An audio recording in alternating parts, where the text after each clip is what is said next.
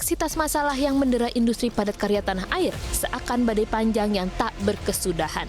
Tingginya disparitas upah antar daerah, badai pandemi COVID-19, lesunya ekonomi global yang berimbas pada penurunan produksi, memaksa satu persatu pabrik-pabrik industri padat karya bertumbangan.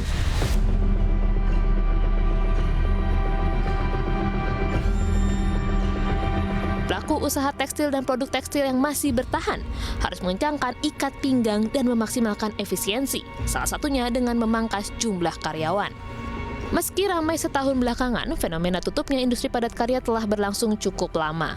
Kepala Disnaker Trans Jawa Barat, Rahmat Taufik Garsadi, mengungkapkan sejak 2011, industri padat karya khususnya di Kabupaten Bogor harus menghela nafas panjang akibat tingginya upah minimum kabupaten.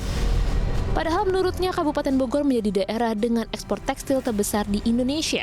Tingginya upah membuat industri padat karya yang melibatkan ribuan pekerja tak lagi visibel dan sanggup bertahan. Mereka akhirnya memilih tutup atau relokasi ke daerah lain.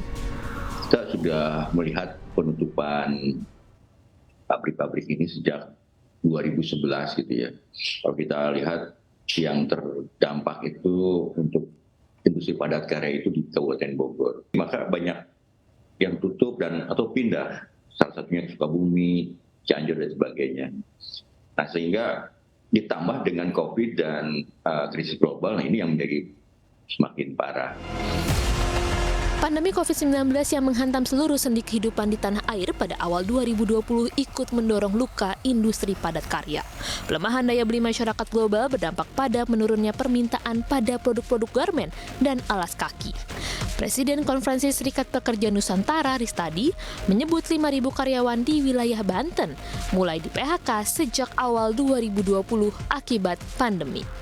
Dari 9 perusahaan itu ada yang khususnya di wilayah Banten. Di wilayah Banten itu Nikomas dengan PT Cinglu itu sebetulnya PHK-nya mulai tahun 2020 awal terjadi COVID itu. Dan di Cinglu itu bukan 2000-an tapi 4000-an aja sekitar tahun 2020.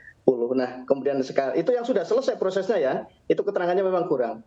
Kemudian di Nikomas juga sama, yang 1.400 sampai 1.500-an juga proses PHK-nya sudah selesai. Tapi informasi teman-teman masih tetap ada penawaran-penawaran untuk dilakukan pemutusan hubungan kerja.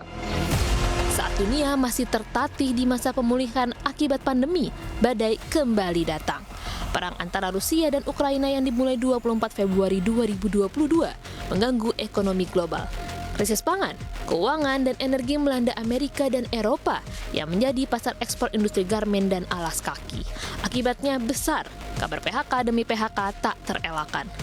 Hal ini dikonfirmasi Ketua Kebijakan Publik Apindo yang menjelaskan pada dasarnya pengusaha tak menginginkan terjadinya PHK karena tenaga kerja merupakan aset penting perusahaan.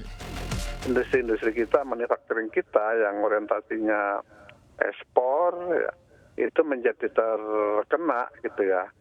Karena kemudian yang dikirim bulan-bulan lalu misalnya itu aja belum terjual. Ya, ini mengakibatkan permintaan juga menjadi menurun ya. Kondisi inilah yang kemudian menyebabkan manufacturing kita khususnya tadi tekstil, sepatu, ya pakaian jadi, alas kaki, ya garmen itu mengalami gangguan yang cukup signifikan. Nah karena itu kemudian perusahaan tentu merespon ini untuk bisa bertahan.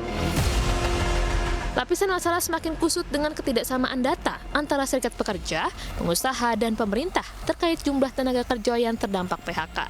Sehingga data yang tercatat seolah tak menggambarkan kondisi real di lapangan. Kalau kami turun ke lapangan, sebetulnya lebih mengerikan. Yang sebetulnya yang mampu untuk melakukan menyasar mensensus itu di seluruh wilayah Indonesia, khususnya di pabrik-pabrik TPT itu pemerintah.